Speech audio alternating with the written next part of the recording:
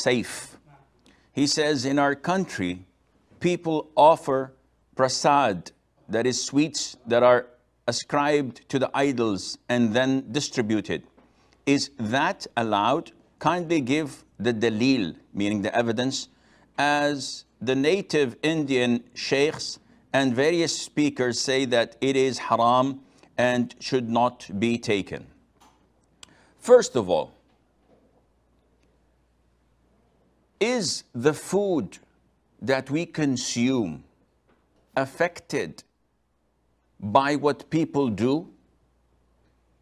Meaning, if there's an apple on a tree, does it matter who picks it up? Whether he's a Muslim or a non-Muslim or an idol worshiper or not? If he takes this apple and puts it in front of his idol and he recites his prayers, will there be anything affecting that apple? The answer is no. For food that we consume is divided into two types: veg and non-veg, as they call it today. For us Muslims, it's considered to be meat of animals that live on land or other than that. What do you mean by other than that? Meat that is of animals that live on the ground, on earth, that are halal to us, such as cattle, livestock. So cows, camels, sheep, goats, all of these are halal.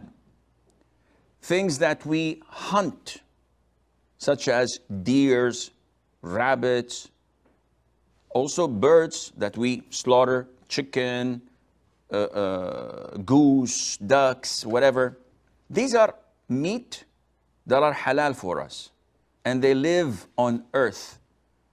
There are other creatures that live in sea, in water, and these are halal altogether, regardless of their nature or their names.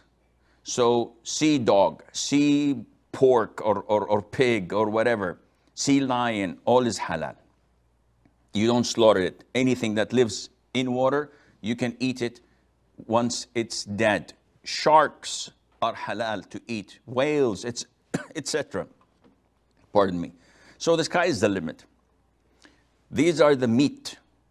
Also, there are animals that are prohibited for us to eat, such as animals that have claws and are predators, like lions, tigers, all these predators that hunt. And also birds that have the same, such as larks, hawks, eagles, etc. So this is meat.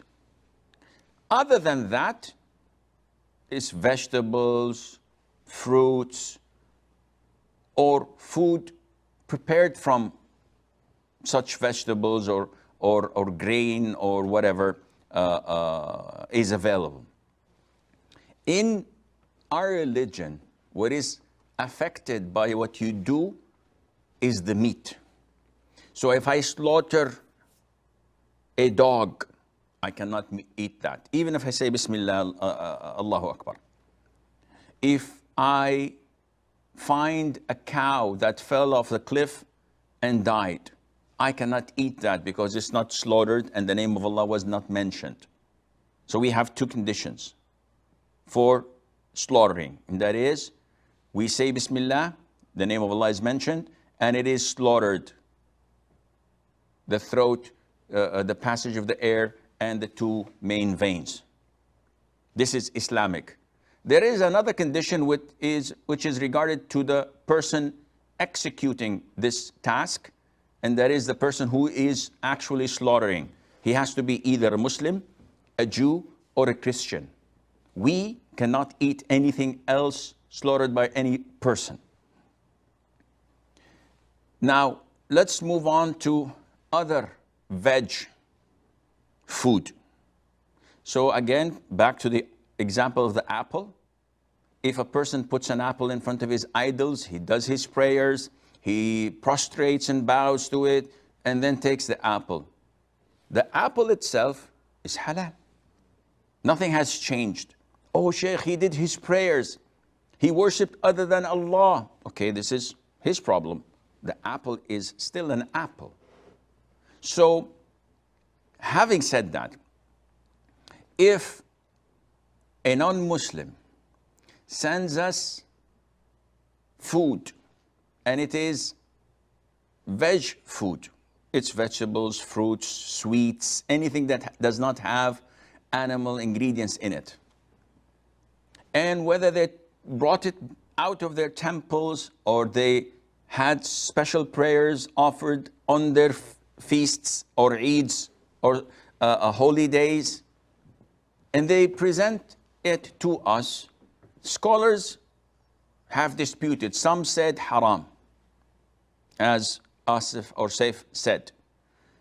Other scholars said, no, the food is halal itself, but there are a number of preferred conditions. So if accepting it is for the sake of being good to the one who's good to you, this is recommended. If the food is halal, then there's no problem. If you're not participating in their feasts and festivals, not even by congratulating them, so you don't even say Happy Diwali, or Happy Independence Day, or Happy Christmas. If you don't say this, you don't participate in their gatherings and their festivals, there's nothing wrong in accepting it. Because accepting a gift from a non-Muslim is something permissible. Allah Azza wa Jal did not prevent us from being good to the non-Muslims. On the contrary, Allah Azza wa Jal asks us to be good to those who do not have any form of aggression against the Muslims, do not expel us out of our homes, do not prosecute us in our religion. We have to be kind to them, we have to be nice to them. This is part of our religion.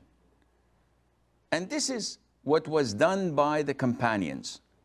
Ali, may Allah be pleased with him, and he's the fourth caliph, and he's the cousin of the Prophet ﷺ, and he's married to the daughter of the Prophet ﷺ, was brought once with sweets that the fire worshippers prepare on their day of feast, which is an-Nayruz.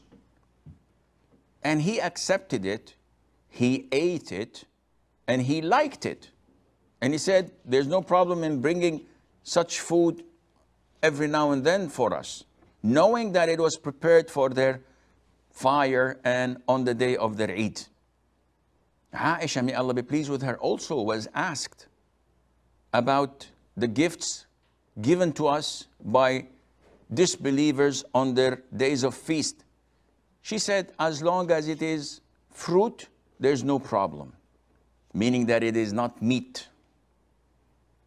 And this is the choice of Sheikh al-Islam ibn Taymiyyah, may Allah have mercy on his soul, and it is something that if you apply your common sense with your logic in accordance to the evidences from Imam Ali, may Allah be pleased with him, and from our mother Aisha and other many different evidences, you will find that it is clear, insha'Allah Azza wa Jal.